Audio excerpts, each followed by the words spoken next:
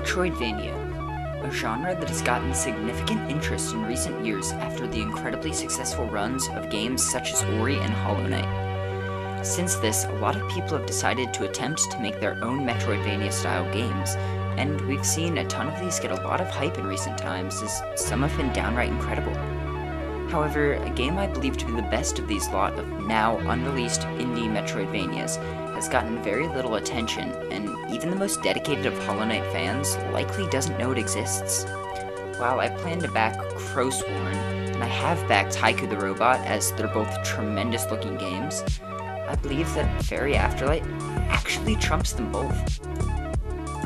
Faerie Afterlight is a game developed by Clay Games Studio, a team of developers based in Indonesia. It's characterized by the devs as being a platformer Metroidvania video game that allows the player to control both two characters simultaneously.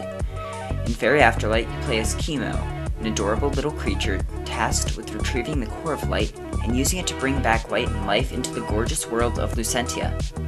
As you play, you have a lot of interesting skills as well as some really cool platform mechanics integrated with the world itself. The most important of all of these is Wispy, the adorable little child of light who looks a lot like a butterfly. They're your companion and second character in Faerie Afterlight and are incredibly important on your journey. Wispy's main draw is that they can influence the world around you by briefly possessing enemies, allowing you to use them as platforms, launchers, and more, which makes for a lot of incredibly fun and unique platforming puzzles that fit within the world really well.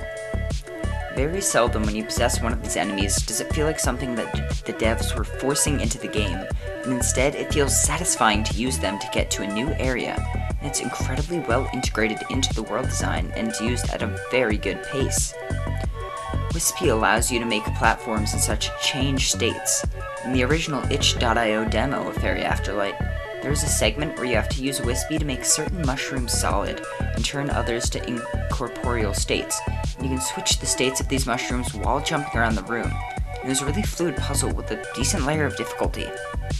There are a lot more platforming gauntlets and puzzles, such as this revolving around having to rotate platforms to an alignment allowing you to get somewhere, spikes that you can make go up and down, platforms disappearing beneath your feet as you walk on them, and many more.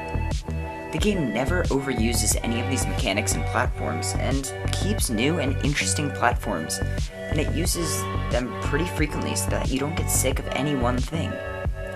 I can see these mechanics being used towards the end of the game to make an incredible platforming gauntlet on the level of some of Indivisible's crazy platforming adventures. The skills in the game are also fluid and fit into the world really well.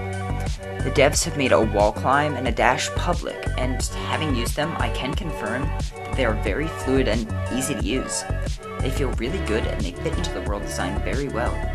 We also know that the game is going to have a swimming mechanic, and this seems like a lot more fluid and controllable swim, more like Ori than the water splash from early game Bloodstained and the dive fish from Yoku, which are both fairly hard to use and control.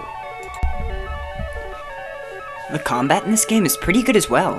While it doesn't have the insane depth that Crowsworn appears to have with all of the crazy combo attacks and moves from the guns that we saw in the trailer, the combat is satisfying in Faerie Afterlight and in no means a disappointing facet of the game. You can attack in all four directions with your sword and can do something similar enough to a pogo with your sword if you attack downwards on top of an enemy. The most enjoyable thing about the combat though is the bosses. So far, if you have played both of the public demos, you have fought two amazing bosses, the Spider and the Beetle. Both of these bosses are absolutely huge and monumental fights. Both bosses have lots of attacks as well, and they're all incredibly fun to avoid. The world is also feeling incredibly interactable, as you can do things such as hit back the falling rocks that the Beetle sends down from the sky, and you can hit it back at the Beetle to do damage to them. The bosses feel like something out of Dark Souls, what with their large size, good amount of difficulty, and large array of amazing attacks. The enemies aren't a letdown either. There's a ton of interesting enemies spread across the game, and the coolest part is how you can use a lot of these enemies to complete platforming sections instead of just killing them, which just adds to some of the combat depth and charm of the game. The world of Lucentia, which is where Faerie Afterlight takes place, is impressively gorgeous.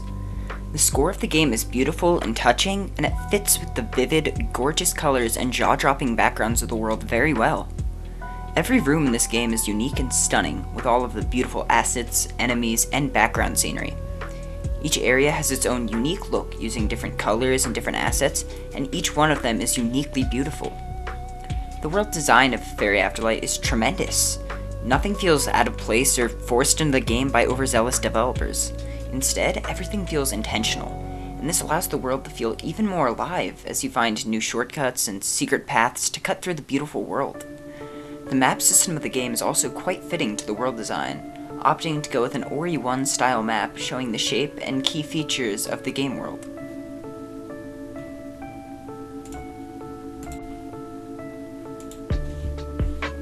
Now, Faerie Afterlight is not yet released, but there are a few ways you can experience some of it.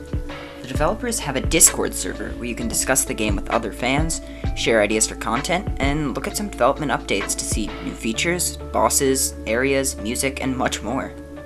This game also has 2 demos, one on Steam and one on itch.io, and I would recommend playing them both because they both have some really enjoyable content that will suck you in and make you fall in love. This game does not have a planned release date yet, but if I recall the devs, they said that they hope to have it out in late 2021 or early 22. I might be wrong about that, that's just off the top of my head.